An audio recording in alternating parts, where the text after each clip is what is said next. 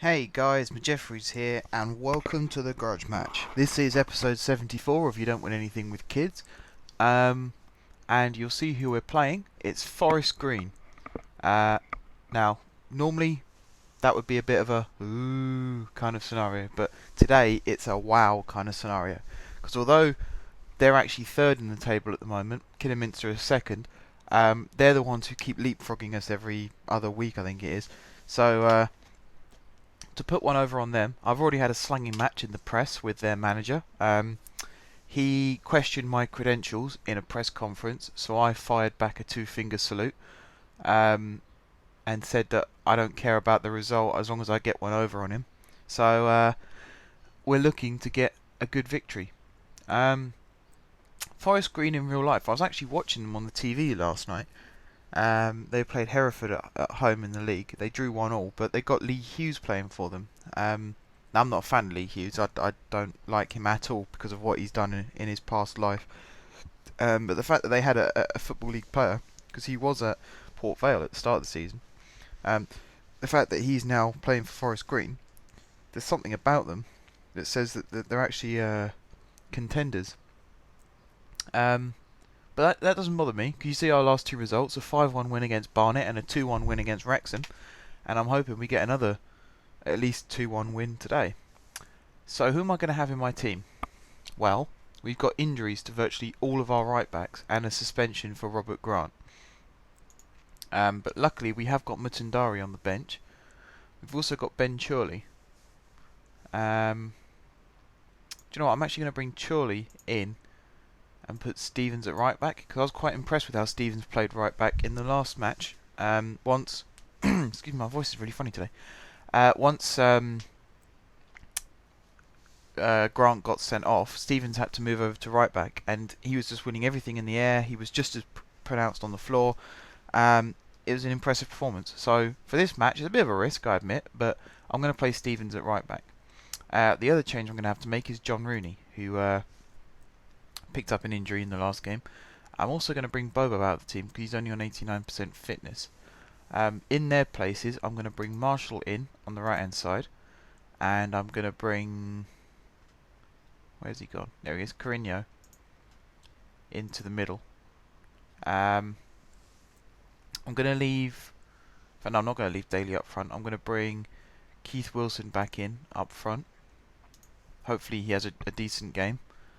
Anyone else I could bring in? I think everyone else is pretty much sound. Beckhold's looking a little shaky, but we've got... actually, if we're going to... let me think about this. Because if we have Thompson on the bench, we only have one... I know Robertson can play on the... Okay, no, that's fine. Right, so our team today is... Quintaka in goal. Jones, Cartwright, Chorley, Stevens. McGregor, Delamond, Beckhold, Carino, Marshall, and Wilson. And then we have a bench of O'Brien, Klotmus, Robertson, Thompson, and Gallagher. Let's see how we get on then. I'll have a quick look at the Forest Green team as well. They haven't got that many players to worry about. In fact, I don't really recognise any of their players. No, I don't think I recognise any of their players. And makes a change. Normally, I recognise one or two. Anyway, here we go. Into the belly of the beast. Well, we haven't won the ball back yet, which is, I wouldn't say worrying, but it's annoying. I like to get the ball from the off, even if I haven't got kick-off. I like to win the ball back as soon as possible. Looking at the league, we're 4 points clear at the top from Kidderminster and Forest Green, actually. So if we win today, Forest Green go down to 64 and we go up to 71. So then it's just a race between us and Kidderminster, which for me is the ideal situation. I think there's 46 games in this season, so there's 11 games left after this one. I don't really know what their goalkeeper's doing. There you go. Eventually he decides to pick the ball up. Yeah, I think it'll become a two-horse race if Forest Green lose this one, unless we really slip up later on in the season, which I hope doesn't happen. I wouldn't dream that on my worst enemy. Right, Delamond through for Wilson. It's a good take, good shot, good save. Attack's not over yet though. Stevens down the right to Marshall. And yeah, okay, the attack ends now. Our goal difference has been boosted as well with the last two results. The only team that have come close to conceding as few goals as us are Chester, but we've scored 21 more goals than them. So goal difference wise, we're very much in control. We fall down a little bit on goals scored. In fact, that's not helped our goal difference. Just go 1-0 down. Danny Wright. That's his 23rd goal of the season, and our highest is 11 from Beckhold. So that tells you something, doesn't it? That was poor defending. Cartwright's picked up an injury, so you could argue that maybe he's not at his best, but 3 of them around him and no one made a challenge. That's disappointing. And it means we've got to come from behind.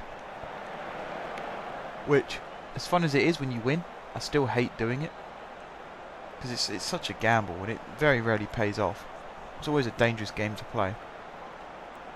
And sometimes I question whether we actually have a good enough squad to challenge once we've gone a goal down. So yeah, we're giving the ball away fairly easily.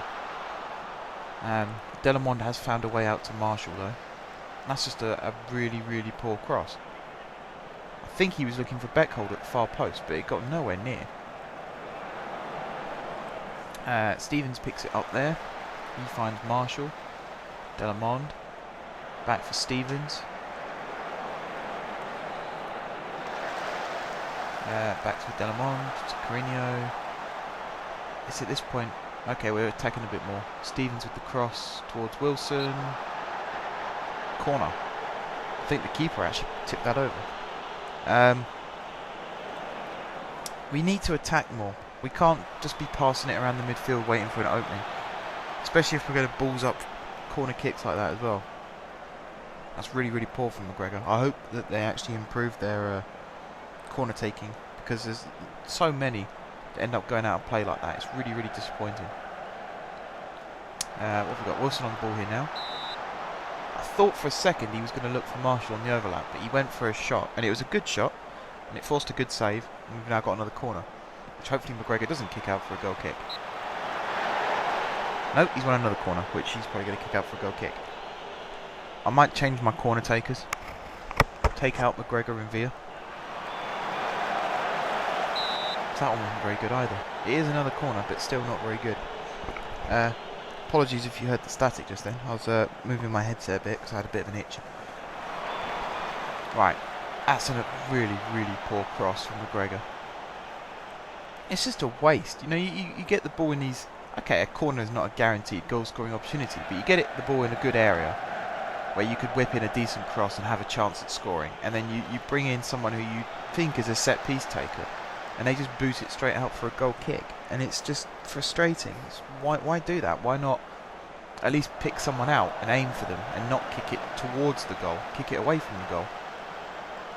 Then it's almost like a 50-50 as to whoever gets there first gets there first. And if it happens to be a defender, that's fine, because at least you didn't kick it straight to the keeper. Oh well, it's happened now.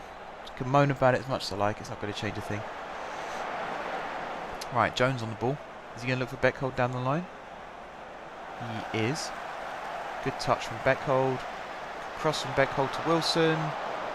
Oh, that's unlucky. Again, it's one of those ones where the angle just got a little too tight for Wilson. I think he got too close to the near post. I'd say a foot or two further back and he could have knocked that into the far corner.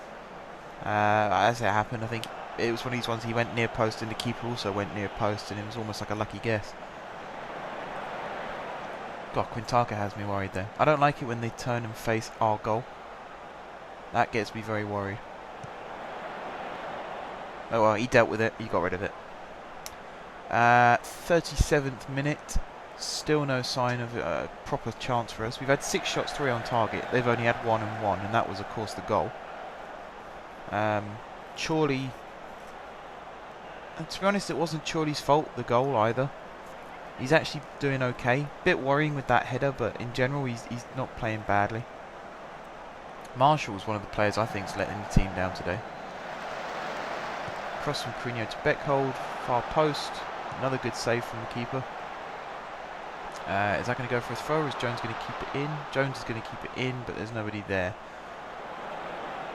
Right, stretches to intercept. He just ran onto it and stopped it under his foot. I wouldn't call that stretching.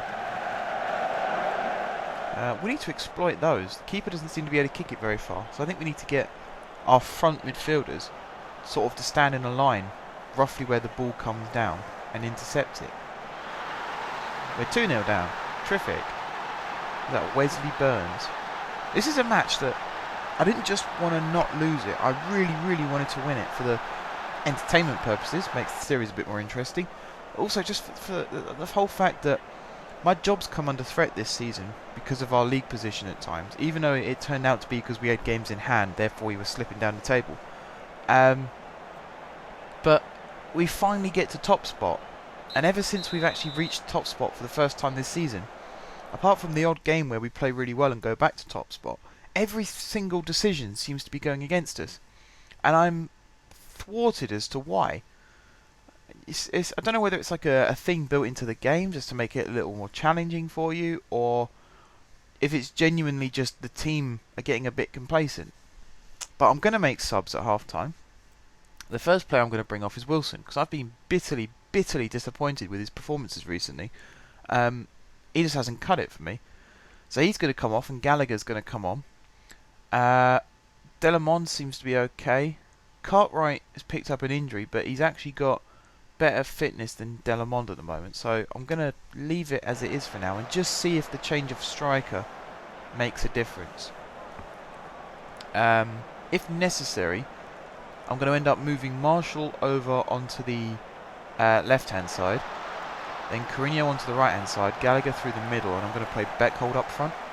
I'm going to see how this second half starts first. Well, that's a corner, which McGregor's no doubt going to kick it straight for a goal kick. We will find out. I could be surprised. He went near post. And Gallagher also went near post, but missed it. So we get another go. That's gone straight for a goal kick. It's just why? Why is he doing that?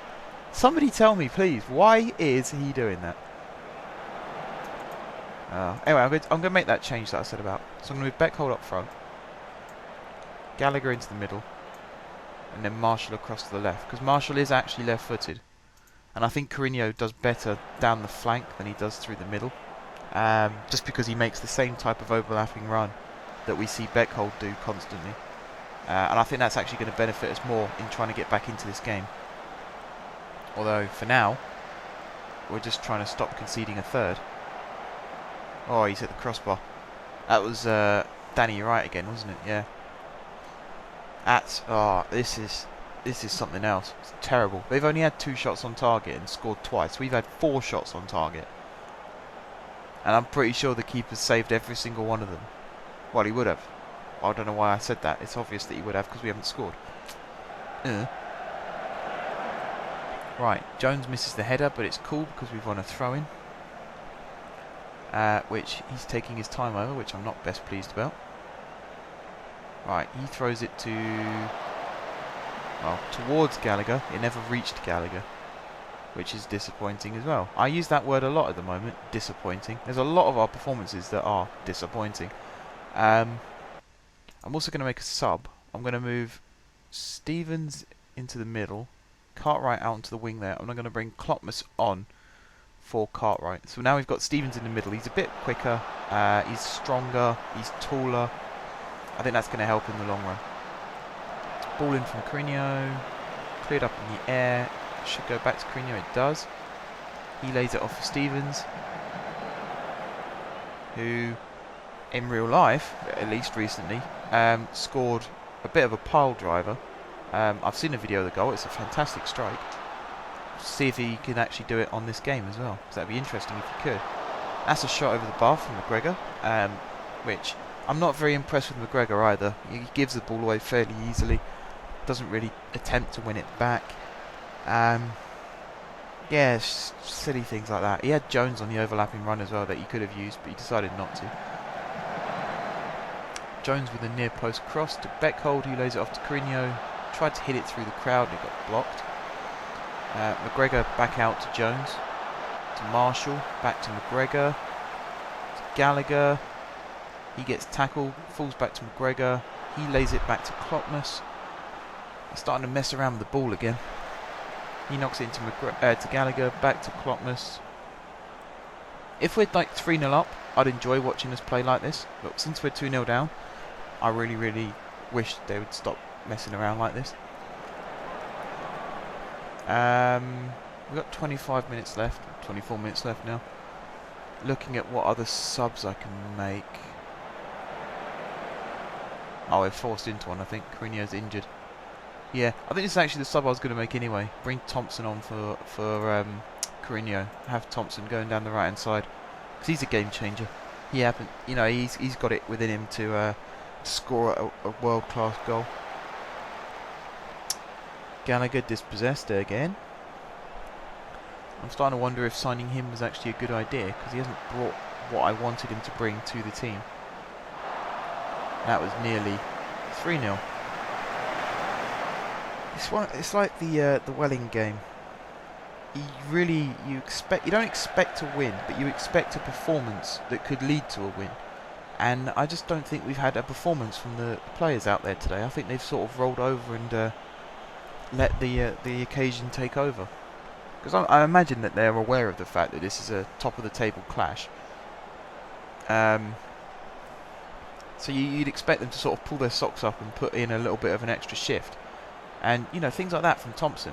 What is that?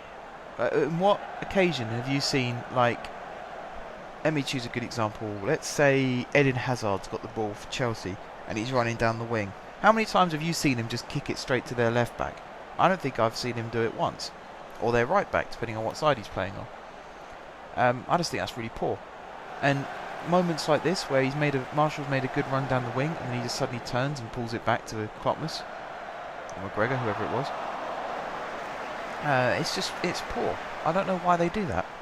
There's something built into the game, obviously, that you know, you choose their.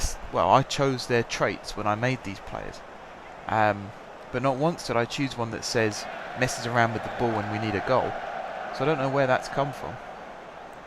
I'm hoping that. Can he check? Yep, Thompson chases down that ball. Crosses it for Beckhold. Yes! Come on, 2-1. We're back in. Lars Beckhold, his 12th goal of the season. I think he's actually our top scorer so far this season. And that's why teams like Real Madrid are trying to buy him. And Bayern Munich, of course. And I think Juventus have been linked with him as well. But for now, he is a Jefferies United player. That is the way I want it to stay. And if he's scoring goals like that, I don't see why not. Let's see if he can help us get an equaliser now. Well, we've got to watch McGregor kick it out for a goal kick first. Or is that a corner? Oh, it's a corner. I really wish I'd bring McGregor off, just so he stops taking corners. What is that? What is that? How do I change that, apart from removing him as a corner taker? I'm probably just going to do that, actually. I'm just going to take him off the corner taking list. I'll do that off camera, so hopefully by the next episode we have some players who can actually take corners. I don't think Villa's the other corner taker, and I don't think he's half as bad for giving it away like that. He's the one normally who we actually get the goals from his set pieces, and we lose them from McGregor's. And that's full time. And you could argue that we had about 6 or 7 corners there where just a decent ball into the box could have got us a goal, and McGregor's kicked it straight out for a goal kick. Or he's put it in such a position that although we've won another corner, really you wanted a goal scoring opportunity and not just for it to be kicked at the defender. And because of that, we end up losing the match. We do remain top of the table by a solitary point, but really we could have been 4 points clear still. So question marks there over the team, but that's for another episode. In the meantime, guys, it's time to end this episode, so thank you very much for watching. If you haven't subscribed to my channel, be sure to click the subscribe button. If you have subscribed to my channel, thank you guys for your continued support, and until next time, I will see you soon.